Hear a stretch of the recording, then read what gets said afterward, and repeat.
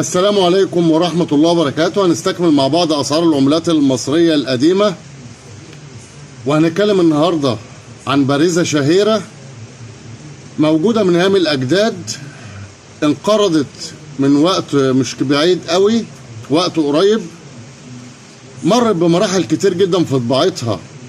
من أول يوم اتطبعت فيه اتغيرت كشكل وجه والوجه الآخر، حتى محافظين البنك المركزي اختلفوا، كل نسخة ولها محافظ بنك مركزي. في نسخة واحدة بس هي اللي بتعمل من 30 ل 40 ألف جنيه، نسخة واحدة بس هي اللي بتكسب، كلنا وفي بيوتنا موجودة، وهي البارزة الورق دي. ولو كانت كلها بتجيب السعر اللي أنا بقول عليه ما كانش حد اشترى، لأن دايما الممنوع مرغوب، دايما الممنوع الناس بتدور عليه، الحاجة اللي مش موجودة لها عشاقها اللي بيبحثوا عنها.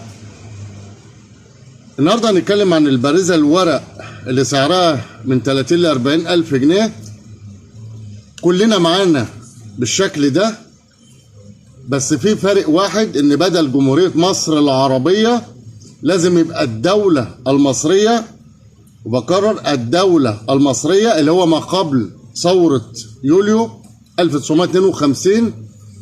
دي الورقة الوحيدة النادرة والمطلوبة، وطبعا لأن الورق بيتهالك بسرعة وبيدوب، فالحاجات دي قليلة جدا، صعب انك تلاقي حاجة بالشكل ده أو بالحالة دي، لكن مش مستحيل.